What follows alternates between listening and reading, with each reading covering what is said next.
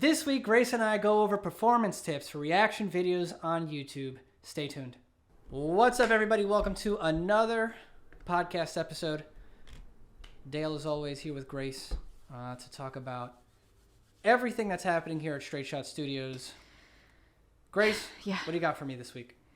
Well, this week we had our first round of putting out long form for two different shows that I reacted to. So I watched Death Note and Spy Fam, and those videos finally came out. And it's a hard, grueling process because I am already on watching episode 3, and next week, in a few days, I'm going to watch episode 4, and we're going to put those out. And yet we're still reviewing. I mean, we now have out episode 1, and we're, taking notes from it. And it's so painful because that's me 4 episodes ago when I first started. And there's so many mistakes. Not that they're mistakes, but things that I can improve upon. And, getting notes on them now. We're reviewing episode 2, we're getting ready to put those out. And it feels like years ago that I shot that and the mistakes that I'm making there. I'll go into one of the mistakes or, things that I can improve upon. I really like the way you gave me the note because so there's surprisingly a lot of direction that goes into these React videos. Even though I'm being myself, it's kind of like... I'd actually love to maybe just have a conversation about that alone. Oh, okay. Because I want to take a step back here to establish that the way we work as a team is we really try to go broad to specific. And the way puzzle piece storytelling works, and hopefully people will, when they read our book, will see the level of thoughtfulness that we put into everything. I think a lot of people feel like, okay, it's a reaction video. It's just somebody reacting. It's their live thing. And that is true, right? 100%. Yeah. So I want to say that when we're building out the pillar of what is our version of a perfect React video, authenticity is number one as far as what we're aiming for. Yeah. But ironically, even within that, there's a lot you can do. So part of the problem, I think, was figuring out ways and tricks for Grace to be more present and express things that she felt but wasn't necessarily expressing, right? So I just want to be clear, like when you hear her talk about how she has been given direction, it's not like we're telling her, say this, don't say that. It's more about trying to figure out who she is, how she genuinely feels about things, and then how do we best communicate that in a way that makes it easy to edit also, right? As you're saying it, it makes me realize that it is a lot like acting. And I mean, I have an acting background, and of course, when you're acting a character, there's a lot more changes. Of course, you're not going to be yourself. You're acting, you're making different choices that the character would make, but it's still, for realism acting, you're being truthful and having these experiences. And it's kind of like the director is, putting the barriers of how far you can, move physically or emotionally, and then just existing authentically within those boundaries. And that is what acting feels like, at least to me. So this also feels the same. It's, it's just putting boundaries and kind of soft rule sets on how I can exist authentically. So one of them, I liked your direction of, you said I have great reactions in the moment. And then the problem that I have is I never address them. I never put words to them. And then the epic scene ends, and then, the show carries on, and I never take a moment to process it. So yesterday I watched Oshinoko, and I was practicing this very thing with the show. First of all, that first episode is an hour and 20 minutes. So it's very long. I was there recording for like 2.5 hours. I know. I keep getting good ideas. I was like, oh my God, dude, new season of Demon Slayer is out. You should start with Mugen Train, And I know. It was like, oh, what? It's That's so a biggie. long. Yeah, so then she had to binge the first season. And I didn't even want to record that because I was like, dude, the first season, in my opinion, of Demon Slayer is fine. It's Mugen Train that separates it from the pack. That's when it starts to, and you'll see now as you get into the entertainment district, arc, like it just continues that level of, I'm sure you were impressed with the animation and just and the action and the character development.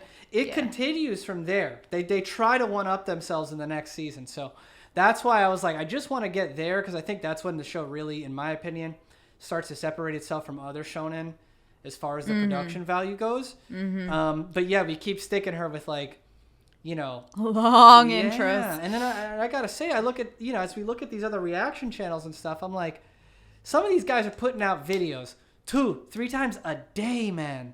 What's his name? My boy Roshi, I think it's what it's called. These guys are putting out like 9-10 pieces a week, and I'm like, yo, that is, now that I know what it is, it's not like you're just watching it. It's kind of like streaming. So it's like streaming. Yeah. Streaming without an audience. That's basically what React videos are. Right? Yeah. So what I did with the show is I realized there are so many moments. Okay, so Oshinoko is not exactly the most reactive show. I didn't have all these reactions like in Death Note where there are a bunch of twists and turns, but it did go in many unexpected places, and there were some weird things that happened. So, I'd have these reactions, and I learned to I'm a person who notices so many details, and I get stuck in the details, and then like something really epic, like a comet could be hitting the earth, and I'm like, why is the comet red, something like that. So I learned not to do that, to stick in the moment, like have those thoughts and be like, all right, I'm gonna talk about it once the scene ends, and then accumulate all of that, and then just be in the moment, and then also to pause when the scene changes. That is a big one. First of all, for copyright, because the longer the show goes without pause, the easier it is for it to get flagged. And then also I have to give commentary to make it, a valuable piece of information that counts, that registers on YouTube as commentary, not as copyright. So that was an interesting thing. Sometimes I'd pause and I actually didn't know what to say. So there's kind of awkward moments. I'll figure it out, I guess, as I go. But yeah, that was the biggest learning, to try to put words. And I'm also not a words person. If you see the videos, like the reactions are where I thrive, just genuine like body movements, facial movements. But I am not a writer, and I chose acting for a reason. I don't have write to the words. say here, I can't. That every single thumbnail that you see is authentic. Is a real, yeah. I thought we were going to have to do it traditional, get her in front of a wall, take a bunch of different faces, figure it out. Nope. My process is actually, and this might be a fun little valuable thing. It's like to talk about how we do our thumbnails. Obviously, the first thing we did was like, we just studied the greats, and then I saw Mr. Beast's React channel, and simplicity is one of our core values. So I actually really think his thumbnails, obviously he's one of the best, but what I like about his thumbnails is how simple and clear they are. And for something like reactions, I don't think you need much. It's like, what is the emotion of the video that you want to portray? And then a good thing that like she's reacting to that would give that emotion. And then make sure that it obviously fits the story of that video. So a good example in Death Note was like the first Death Note that we did, which is our best performing thumbnail. And I think for good reason. And I'm glad, because I put a lot of work into it. But essentially it's like, I thought maybe like the most interesting take was that she's kind of going through the thing that we all went through, which is, do I like him or do I hate him? Like, how do I feel about this guy? Is so prevalent early on in Death Note. And so I was like, that's the play, So I found it. And so we ended up with a title that's Help, I Think I Like Him, Death Note. And everybody knows he kills people. So that's already interesting that she might like the guy who's but that's the whole point again. And I found a great face of light, looking all dark and handsome. And she's got this face on like, oh no. And I was like, yeah, it's not like, it's like, and so that's where it was actually just like finding more of that, telling a story with the thumbnail, but in a very simple way. And so we've been able to do that because she is so expressive in general that literally I will think about the story, like what's the title and story that I want to put in the thumbnail. Then I just go and scour the episode thinking targeted though. I need light feeling like this. And then I'll find Grace, or I could start with Grace's face. But either way, I'm starting with one or the other. A good example is we're putting out our second episode, Death Note 2, out today, and I thought the big theme of that one, because she has a moment in there, is when they, spoiler alert, when they kill L, but then it's not really L. We're going to run with, did they really just kill him as the title, and then it's going to be, the guy like having a heart attack and Grace like screaming, And I'm like very curious to see how these play out. When we did Spy Family, it was like, this girl's too ugly much. face. It was a really ugly face, Ugly but I was face. rushing. What do you want me to do? We were rushing, and the video isn't performing as well as we hoped. So none of it is too big of a surprise, but there's a rhythm that's building, and all this to say, it's because she authentically, I look at a lot of the other React thumbnails, and I really am like, they feel a little canned. Posed? Yeah, a little forced, which again, people don't mind. Because they start, if you pay it off, if they come for you. But I'm hoping that people see that we're putting some effort into how we're building it out. And I haven't seen that many, if any, other thumbnails kind of like ours in the anime reaction space. So hopefully they do well. Hopefully people dig you. I think it's starting to happen already. We're about to break 1,000 views on that Death Note video in a week, and that's our best. Congratulations to the team. That's our best video ever. What do you think happened with Spy Family? Because that one was a flop. I think it's always going to come down to topic first. And I just think Death Note has Death Note, as you said earlier, is a show where you're going to get big reactions. There are twists and turns. Whereas Spy Family is more wholesome, more sitcom vibes. So it's not like you have to, I don't have to watch that. Whereas with Death Note, I want to see that experiencing it. We picked these two shows just because we wanted to have different emotions on the channel, like different. Yeah, but I guess we learned that reacts work when there's reaction-worthy material to it. It sounds really obvious, but we didn't think about the fact that Spy Fam, like I don't know who's interested in seeing my reaction to it. I didn't see the analytics if people watched through, but I think as we grow, it'll find its audience. And the reason that I say that is because right now it's like 80% men. It's anime. But I know that there's going to be a lot of younger people who like Spy Family in general, and a lot of women are going to come in and also enjoy that. I actually think you have some of the best content in there. So to me, it's about really just getting them in and getting them used to it, because I think it's fun. Again, it's lighthearted. When I'm watching Death Note, I'm watching you have a heart attack, and that's very entertaining. Don't get me wrong. And if you know anything about Mr. Beast, he said that there's a correlation between the more that he suffered and the more that people watch his stuff, right? Yeah. So I'm not surprised, and I feel like what we should be doing, I should have keyed into that and said, man, we just got to find the things that are going to make you suffer the most. So now for sure, there's no doubt in my mind, you're going to have to do Attack on Titan, No, I'm scared of that show. Wait. You're gonna lose your mind. It's a very Death Note. It's very much like Death Note, So, in as far as the emotional impact, but yeah. So I think that's really what it comes down to. Not that it's. I mean, it's getting views. It's just not not growing at the rapid pace of Death Note. We also. I'm hoping totally that it has to opening. do with the opening mistake. I'm hoping that that's what that is. It was pretty stale. I think it made a difference, but not necessarily. But also the intro felt so long. I really feel like silly. I mean to say, not as big of an impact as I think, but I did trim it. Basically, we forgot to spot check it, and in the beginning, it's pretty funny. We should clip it as a blooper. Basically, the audio from the anime gets cut out, and so it's just Grace moaning and saying weird things for 30 seconds. But I did just trim it. We'll see if it makes a difference overall. What's tough about doing it the way doing React stuff with a series is, well, simply put, are we committed to now 26 weeks of Spy Family if we don't think it's gonna? I mean, if it's not good by the episode 10 or something, you should just stop. Yeah, so it's when do we pull the trigger? Or do we believe it'll find itself? Yeah, because I feel like if it But does also, find itself, it's going to be sucky if they don't have the whole season. You know? yeah, and also if it is producing good, like you said, I haven't seen the episode where you said that it was entertaining, but like if it is creating entertaining stuff, Content? then yeah. If I was watching it and I we'll sucked, we'll then, see. That's the thing. So what's cool about this whole journey is like, I don't know, it's the long game. We're just going to keep making stuff. We're going to keep getting better. We're going to keep figuring it out. And I think that's been the most sort of exciting part about it.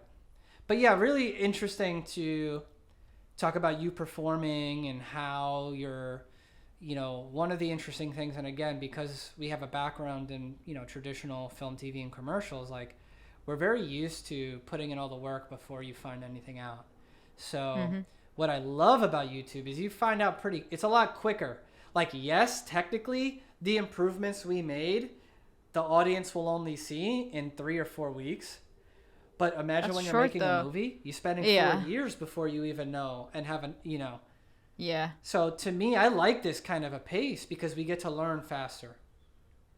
It was a little tidbit. I went to a friend's show at Tisch yesterday.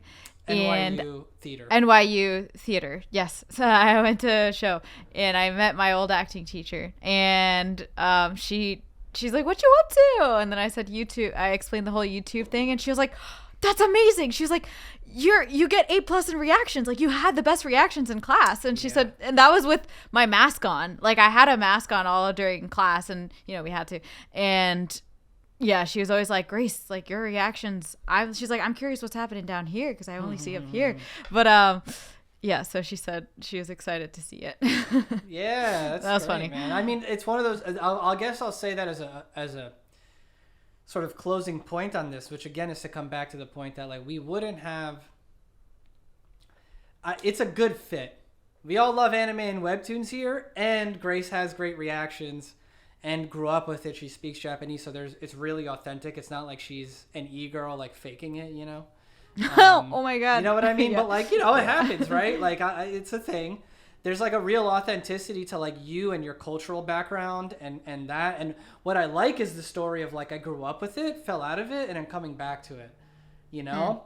And I think that's fun. So like to be able to go and watch some of the old stuff or talk about it in content, and then to now sort of catch up and watch some of the greats as you sort of develop a new taste, you know, I think it's awesome because obviously she also, you know, is the editor of our webtoon, and so she's constantly giving feedback and thinking about story and stuff there. It's nice. I feel like it's a nice round balance of skill development that'll hopefully make the book better and our content better for you guys on YouTube. Oh my God, I wanted to say that about the book. So this week also, my friend webtoon. We gotta fix that. The webtoon. Sorry, guys. What did we say? The book. It's webtoon and the actually webtoon episodes. Yeah. So on the note of webtoons and actually books, this week one of my writer friends, she went to school for like playwriting, and right now she's in Ireland. I don't know what she's doing, but she's writing a children's book, and so she invited a bunch of us to, you know, listen to it and give feedback. And so I did. It was really good. It was really fun. It's one of those like ones that have a bunch of alliteration, and it has like a really good moral of accept people for who they are. It's about a little bug. But anyway, at the end, it was a really, like, we were talking about target age, and it was interesting because in the audience and amongst us, 2 of them are teachers, one of them working with like 2 to 5-year-olds and one of them working to 5 to 10-year-olds. So they had a really good grasp on what age range this story fit, and they were like, kids are smarter than you think, like it can work for a 5-year-old as long as you have pictures. And then we got into a conversation about length, and she said it feels a little too long. Like she said, while you were listening, guys, did you lag off anywhere? Are there any places you've lost interest? And then I was able to say, like, because we've been working on these visual mediums, I mean, I'm still new to it, but we worked on the children's book and the webtoon. Can I ask you a question? Oh yeah, sorry, just for me, was it with or without pictures yet? Without pictures. Okay, yet. so it was just audio. Yeah, she just read it to us. So that's when I said, I was like, well, from my limited experience working on this, we've And the kids. I book feel like maybe not. I don't know until, like we worked on a kid's book, and I'm like, I felt like I didn't know truly until you sketch it out. At least just sketch it out and get the feel for it over the pages, and that'll give you, if this is a picture book. If it's not a picture book, it's a different story. But if it is, it'll give you a different perspective once you're reading through it with the pages turning. And then I feel like it'll become much clearer to you where you need to cut. And then she was like mind blown by that. But I was like, yeah, it's pretty cool. And then she was like, what, why are you working on webtoons and children's books? Like, what? That's so random, but that's so awesome. And so we got into a conversation about that. You but should I was send like, her our book so she can see, like, again, something in process. Yeah, of course. But our webtoon or our children's book. It makes sense. Which, again, topic for another podcast. But yeah, the first thing we did here was a children's book before we got into the webtoon. It's not released yet. It still needs to get color, but we learned a tremendous amount working on that. And yeah, see, this is what I was saying. You're just accumulating just skills, of course. That's awesome, man. That's great. Yeah, it was really nice. And she was really happy about the feedback. Good. See, the now feedback, we're going to get known for it because I'm known for giving amazing feedback. All my film friends always come back to me. I felt like you, because like she reached out afterwards, like specifically, she was like, dude, that was so helpful. And I'm like, this is what Dale gets all the time. I don't get that.